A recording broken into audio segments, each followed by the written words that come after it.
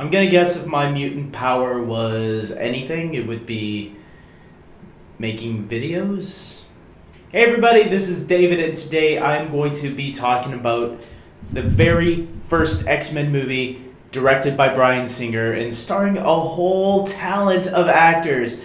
And where do I even begin with this movie? This movie was made during a time when superhero movies were already considered dead for a good time because Batman and Robin and Steel had to kill it.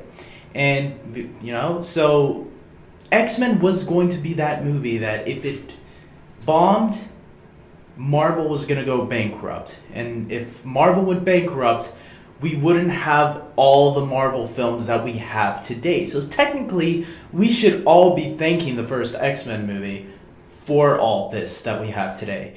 And if you really look at a lot of films, especially the grounded, realistic tone, a lot of people say Batman Begins, but I always say it was the first X-Men film. And I've heard other people say that too, that X-Men was really the one that got things started. And we should all remember that. And taking a look back at this because of X-Men Apocalypse coming out soon, I thought it would be fun to, review all the X-Men films. And here we go.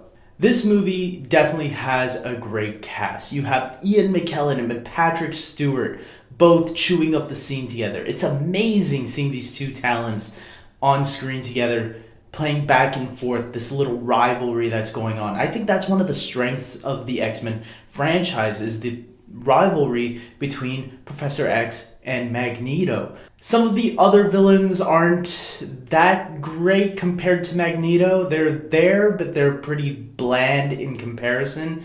I mean, Sabretooth looks cool and he acts cool, but at the end of the day, there's really nothing great about him as a character.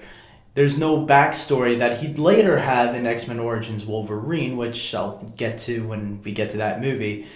But we also have Toad, who jumps around and sticks his tongue out. I mean, the powers are all cool, but that's about it. And then we also got Mystique, who's naked. That's memorable. But then you get to the heroes, and the heroes are a little bit more interesting, I think, especially when you get to Professor X and, of course, Wolverine, played by newcomer at the time, Hugh Jackman. People forget that X-Men, the very first X-Men movie, was Hugh Jackman's very first movie in America. That's why he always credits Bryan Singer, he thanks him all the time for giving him the opportunity to be in this movie, because originally it wasn't even supposed to be Hugh Jackman. They actually had somebody else in the role, and then they recasted him later when the previous actor couldn't be part of the film. And thank God that happened. Sometimes fate happens to work out in the best ways possible, because Hugh Jackman, do you really think you can see anybody else in this role?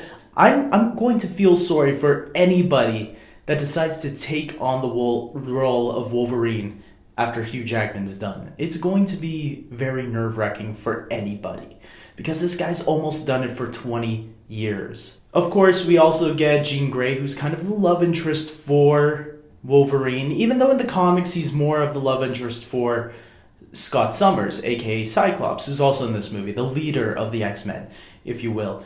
And even though he's not too much in the movie, they practically sideline him for Wolverine because they know Wolverine's going to be the more interesting character, which I feel kind of bad for. I'm hoping X-Men Apocalypse will try to fix this with the character of Cyclops, because I think Cyclops has potential to be a much more interesting character, especially since I've heard so much from the fans who know the comics inside and out and how they react to Cyclops and are angry at how the character's portrayed. I'm really hoping Bryan Singer can really redeem this character and make him the character that fans want to see. Storm probably is the weakest link in this movie.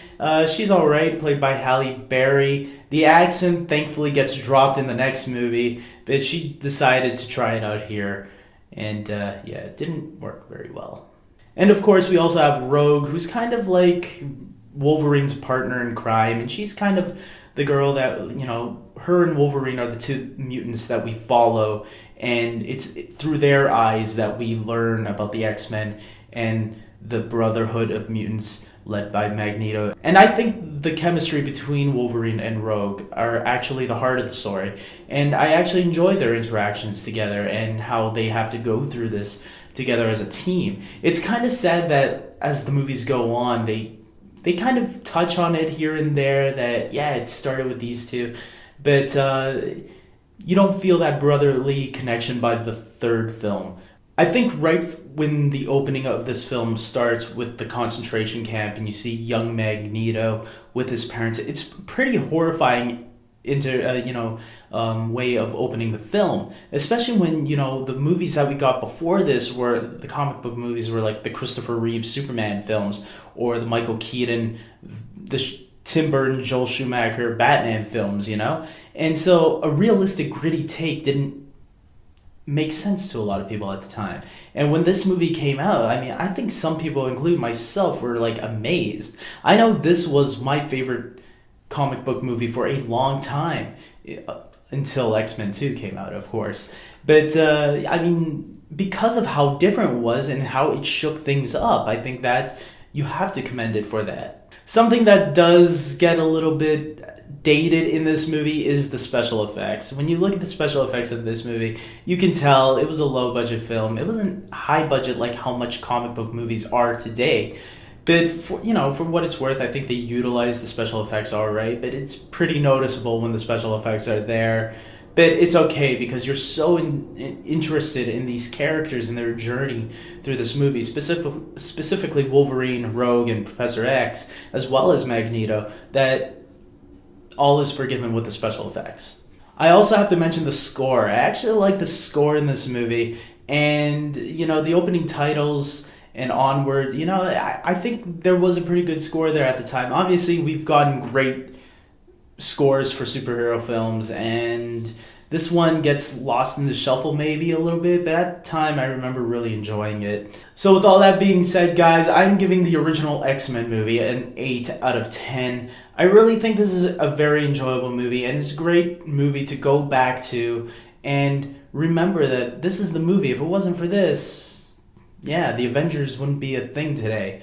But thankfully, all worked out for the best, and we have this movie, and we have Hugh Jackman still playing this amazing character of Wolverine. And even though next year will be his final one, it was great knowing that this is where it all started. And seriously, this guy doesn't age. So with all that being said, guys, I'm going to end it here. Hopefully, my next X-Men review will be X-Men 2. I don't know when that's going to be up.